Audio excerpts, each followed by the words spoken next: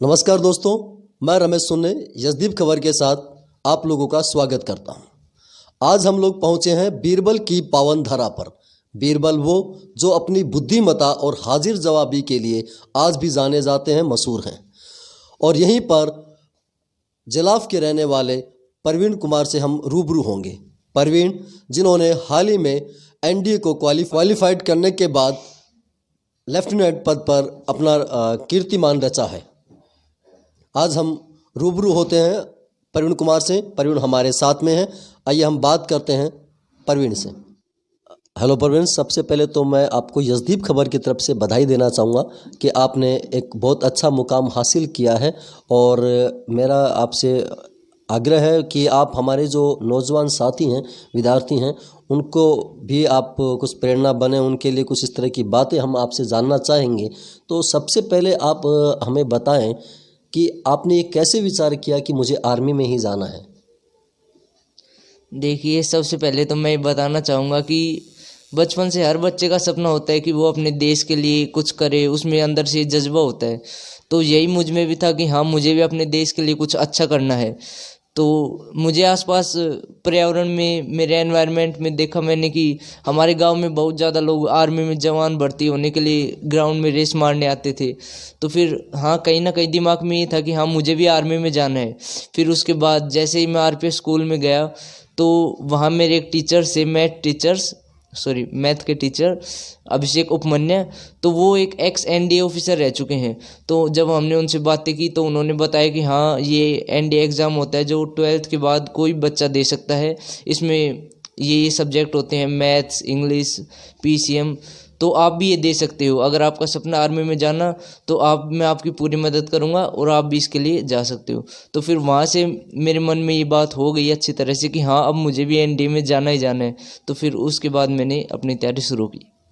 कि RPS school में जब आप गए तो वहाँ का माहौल आपको लगा ऐसा कि मुझे यहाँ पे ग्रोथ मिल सकती है, मुझे यहाँ पर वो माहौल मिल सकता है, वो टीचर मिल सकते हैं जो मुझे इस फील्ड में जाने के लिए मदद कर सकते हैं। तो इसके लिए मैं आपसे एक चीज़ और जानना चाहता हूँ कि हमारा मानना है कि सफल होने के लिए ज़रूरी है सफलता के मंत्र यदि हम एक सक्सेस मैन से लें तो। और परवीन ने हाल ही में ये मुकाम हासिल किया है, एनडी क्वालिफाइड किया है। तो ये बेहतर तरीके से हमें बता सकते हैं कि हमें किस प्रकार की तैयारी करनी चाहिए ताकि आसानी से हम और सहजता के साथ एग्ज़ाम जो है, इस तरह के एग्ज़ाम जो हैं वो क्वालिफाइड कर सकें। परवीन जी, मैं आपसे जानना चाहूँगा कि हमें तैयारी किस तरह से करनी चाहिए और परिवार का क्या सहयोग रहना चाहिए इसमें, या जो आपके तैयारी करने के जो टिप्स हैं जो आप अपने साथियों को और जो इस एग्ज़ाम के लिए लगे हुए हैं, तो उनके बारे में आप बताएं हमें, तैयारी के बारे में।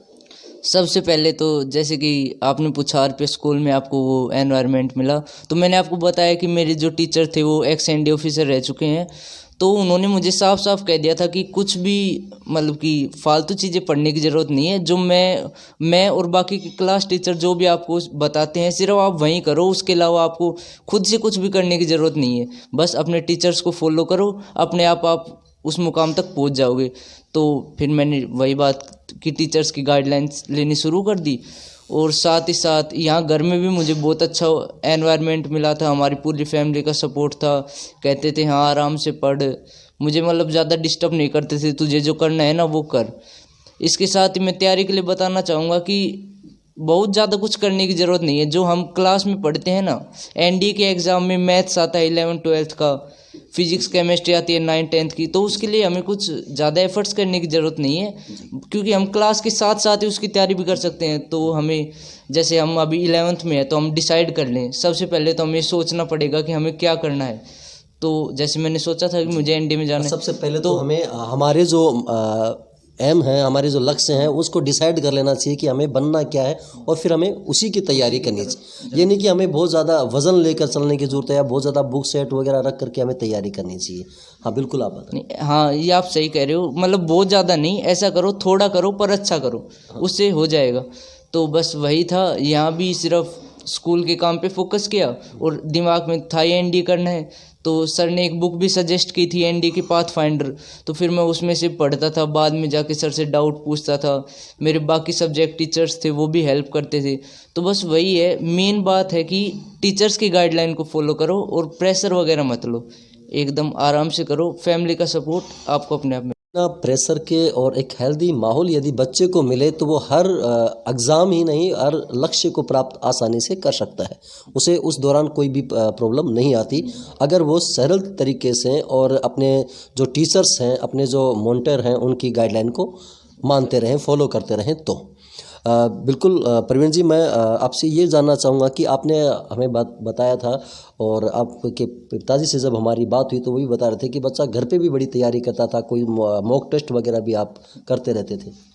हाँ, वो भी हमारे सर ने बताया था कि अपनी तैयारी के लिए मॉक टेस्ट देते रहो, उसमें जो भी क्वेश्चंस वगैरह हो, तो उससे मुझे बहुत फ़ायदा हुआ था। मैंने मोबाइल में पापा से स्मार्टफोन लेके उसमें टेस्ट देने शुरू किए, तो धीरे धीरे जैसे शुरू में मेरे कम मार्क्स आते थे तो फिर मैंने सर को बताया कि सर मेरे कम मार्क्स आ रहे हैं, तो वो बोले ऐसा कुछ नहीं है, तू देता रहे, तू इम्प्रूवमेंट तुझे अपने आप दिखेगा।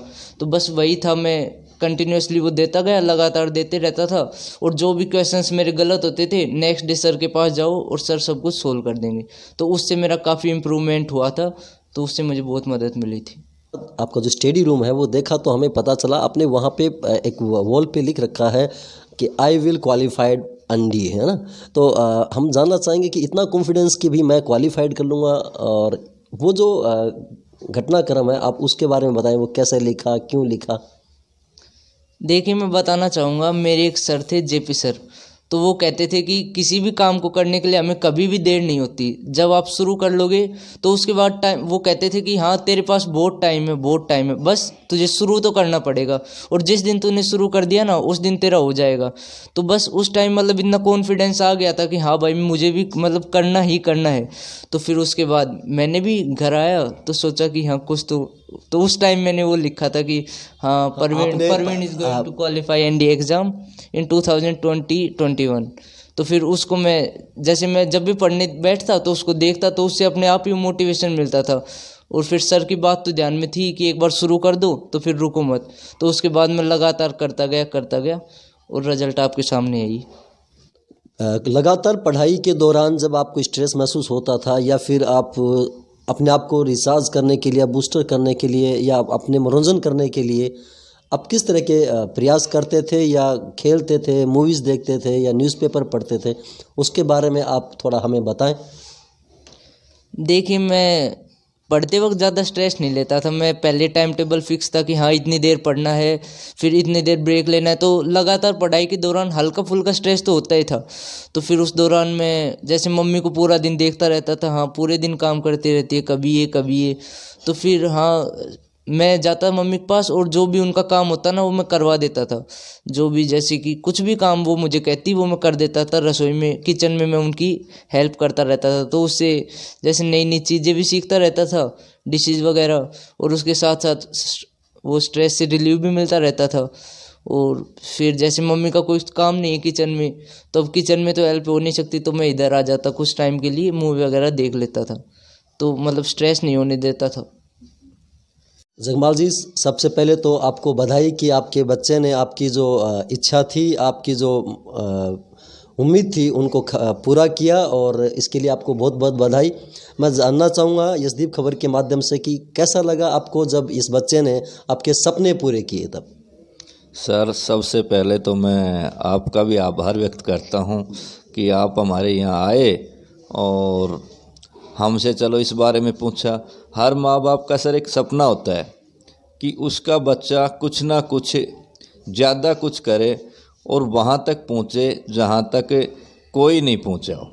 लेकिन फिर भी हमारा देश में बहुत सारे ऑफिसर, बहुत सारे जो IAS IPS ये सब होते हैं।